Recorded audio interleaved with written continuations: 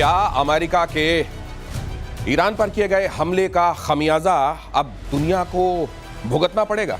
क्या straight of Hormuz ये जो इलाका है यहां से तेल और गैस की सप्लाई को बाधित कर देगा? ईरान ने जो फैसला किया है क्या उस जगह को चोक कर देगा? क्या इससे पहले भी कभी उसने चोक किया है? और अब अगर चोक करेगा तो दुनिया को, भारत को, हमको, आपको इसका क्या खमियाजा भुगतना पड़ेगा? सीरिया में अटैक किया गया है अमेरिका के बेस पर। क्या इशारा दे रहा है ईरान ने ये अटैक कराया है या उसके किसी समर्थित मिलिशिया ने ये कर दिया है? ये क्या होने वाला है? उधर पुतिन के पास मिलने पहुंचे हैं अब्बास अराक्ची, ईरान के विदेश मंत्री। क्या आश्वासन मिला? क्या रशिया भी इस युद्ध में कूदने वाला है? ये तमाम बातें आपको बताऊंगा। प्रतिशोध कौन कितना खमियाजा भुगतेगा, पहले ये खबर देखिए, उसके बाद मैं अपने एक्सपर्ट्स को आमंत्रित करता हूं। यहां मेजर गौरव आर्य, एयर मार्शल पीके श्रीवास्तव स्टूडियो पहुंचे। आइए प्लीज। मध्य पूर्व में अमेरिका से बदला शुरू। सीरिया में अमेरिकी बेस पर हमला, अमेरिकी सैन्य बेस के गेट पर मोर्टार से अटैक। मध्य पूर्व में और भी बेसेस पर हमले की आशंका। लेकिन मुझे यह लगता है कि ना तो अमेरिका इस बात से अनभिज्ञ है कि ऐसा हो सकता है, और ना ईरान ऐसा कर सकता है कि वहां कुछ करे ही नहीं, क्योंकि हर कोई ये देख रहा है कि ईरान जिसने इतनी बड़ी बड़ी बातें की हैं कुछ करता है कि नहीं। वैसे मेरे लिए हैरानी की यह बात भी है कि स्टेटमेंट के मामले में अभी तक सीधे अमेरिका पर उंगली उठाते हुए ईरान के किसी बड़े नेता की तरफ से, खमेनेई की तरफ से कोई सीधा स्टेटमेंट मैंने नहीं देखा। इसका मतलब बार बार इजराइल पर ही अटैक हो रहे हैं उनके साथ, उसकी तरफ से अगर वर्बल अटैक भी हो रहे हैं। और यहां पर ये मुझे लगता है कि उनके समर्थित किसी मिलिशिया ने फिलहाल ये दिखाने के लिए कि नहीं हम आपके साथ हैं, ये कर दिया है। नहीं, बिल्कुल कर दिया है। और पिछली बार जब ऐसा बड़ा हमला हुआ था वो तब हुआ था जब कासिम सुलेमानी को मारा था बगदाद एयरपोर्ट के बाहर, जो कि इस्लामिक रेवोल्यूशनरी गार्ड कोर का चीफ था। जब एक प्रेडेटर ड्रोन ऊपर से उड़ा और दूर से 30,000 फुट से एक हेलफायर मिसाइल मारी थी उसकी गाड़ी के अंदर, और जनरल कासिम सुलेमानी को खत्म कर दिया। वो भाप बन गया लिटरली।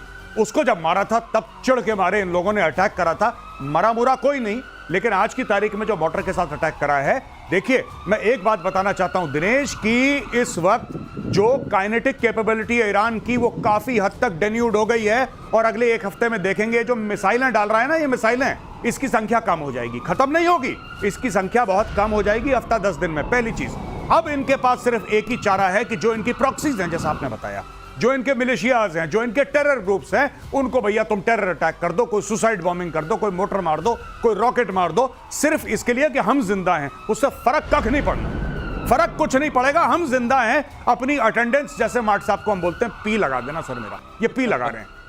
ये केवल टोकन प्रेजेंस है, उसके अलावा कुछ नहीं। अगली खबर देखिए।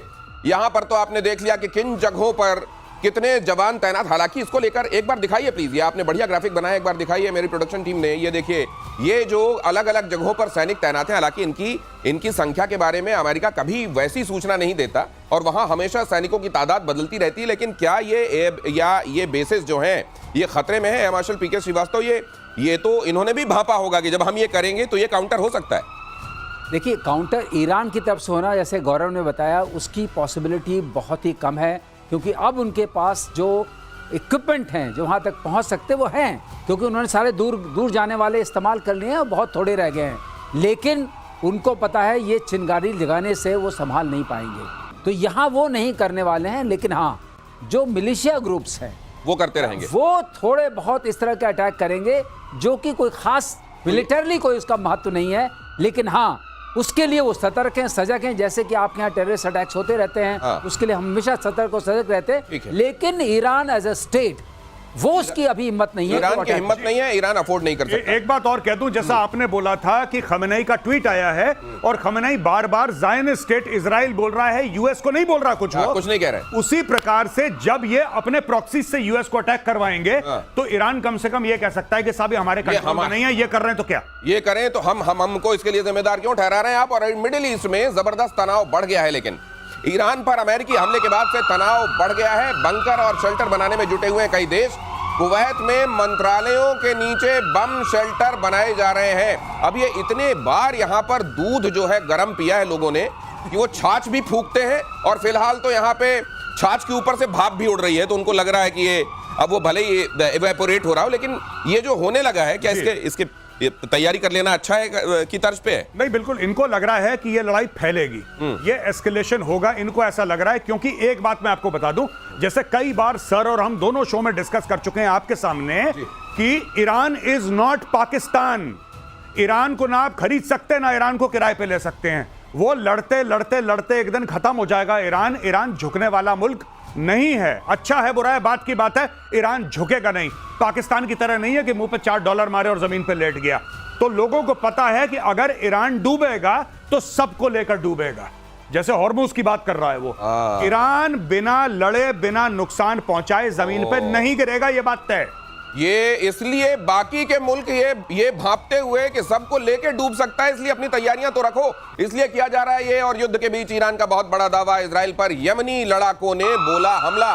यमन से इजराइल की तरफ दागी गई मिसाइलें, ईरान के समर्थन में यमन से मिसाइल अटैक। मुझे लगता है पीके श्रीवास्तव सर, ये असल में ये भी बता रहे हैं कि नहीं हम तुम्हारे साथ हैं, 1-2 मिसाइलें तो मार दो, कहने के लिए रहेगा कि हमने देखो तुम्हारा साथ निभाया था। इतना उसने दिया है इनको, तो कुछ नमक हलाला तो करना पड़ेगा।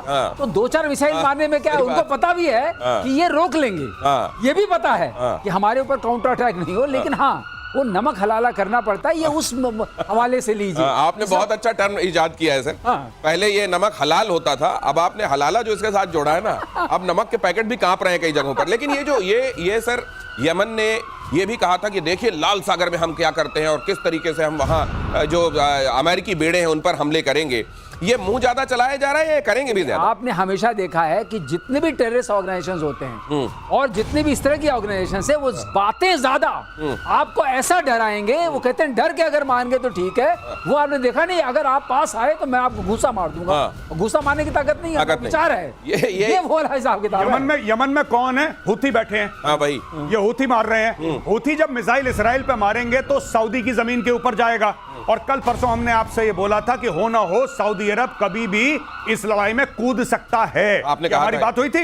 ये वही चीज है कि अगर ये ज्यादा मिसाइल मारेंगे, कहीं ना कहीं सऊदी अरब की एयरफोर्स आएगी और इनको ठोकेगी और इनको बैलिस्टिक मिसाइल से इनकी मिसाइल और ड्रोन भी हवा से उड़ाएगी। सॉरी, एयर डिफेंस जो सिस्टम है सऊदी में। दिनेश, अब मुझे एक बात और आ रही है, एक प्रेडिक्शन और आ गया है, आप कह दीजिए। बोलिए। कि सऊदी अरब कूदेगा इस लड़ाई में।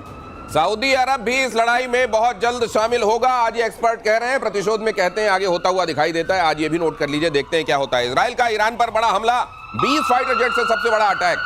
करमनशाह हमदान में अफरा तफरी।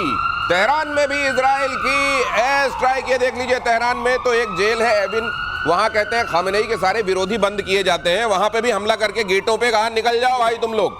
वहां एक घड़ी लगाई हुई है सर, जिसको इजराइल के डिस्ट्रक्शन की घड़ी कहा जाता है। शब्द से लोग डर जाते हैं। हाँ, ये घड़ी मोरा दिल धड़के वाला जो है, एक घड़ी वो बाघेरी को भी दी थी यहाँ मुनीर ने, उसका भी यहाँ एक घड़ी बनाई भाई लोगों ने। खामेनेई ने कहा कि 15 सालों में देखिएगा आप इजराइल तबाह हो जाएगा। ये 2015 में कहा, तो 2021 में भाई लोगों ने घड़ी बना दी। यहाँ इजराइल के डिस्ट्रक्शन की घड़ी जो काउंटडाउन लगाए हुए हैं कि 2040 तक इजराइल साफ। इतनी अगर आप दुश्मनी रखते हुए किसी को पोर्ट्रे करके बताएंगे कि हम तुम्हारे इतने बड़े दुश्मन हैं, तो इजराइल तो अभी तक बेचारा फिर भी बहुत सहता चला गया। नहीं, इन लोगों ने यही करा है। इजराइल को मार देंगे, यहूदियों को मार देंगे, हम ये कर देंगे, हम वो कर देंगे और तुम्हारी नस्लें बर्बाद कर देंगे। एक बम मारा, फिर बोला यार ये तो बड़ा गलत आदमी है इजराइल, ये तो बहुत मारता है। अरे तुम जहर उगलते हो तो मारेगा ही तुम्हें, जब तुमने दुश्मन करार दे दिया। ये जो आप बात कर रहे हैं ना इसकी, ये जो अभी आपने न्यूज पढ़ी, यहाँ पे हर जगह बम मारा, उनकी एयरफोर्स गई और एयरफोर्स ने तेहरान में और दीगर शहरों में उन्होंने मिसाइल मारी, बॉम्ब मारे अपनी एयरफोर्स से। मैं एक बात पूछना चाहता हूं कि वो ईरान की काबिल एयरफोर्स, जिसके कसीदे पढ़े जाते थे कि ईरान की एयरफोर्स है और आएगी धुआं धुआं कर देगी, आपने सुना एक जहाज नहीं उड़ा उनका, एक जहाज। वो एयरफोर्स है कहां पे ईरान की? सर वो वाले अगर वो उड़ा देंगे फाइटर जेट जो रखे हुए हैं, 80 के दशक के फाइटर जेट जो इनके पास थोड़े बहुत हैं, तो उनके कलपुर्जे उड़ते हुए ज्यादा दिखेंगे बजाय इसके। तो वो उड़ा के रिस्क कैसे ले लें? इनको डाउट है कहीं इजराइल तक पहुंचे ना पहुंचे, कहीं बीच में पता लगा सऊदी अरब में गिर गए, इराक में गिर गए कहीं पे। गौरव, सचमुच नहीं पहुंचेंगे, रेंज नहीं है जी, वहां पहुंचेंगे नहीं। लेकिन एक बात और है, जो इन्होंने अभी उड़ाया ना वो जगह, कुर्रम वरा क्या, जी, वहां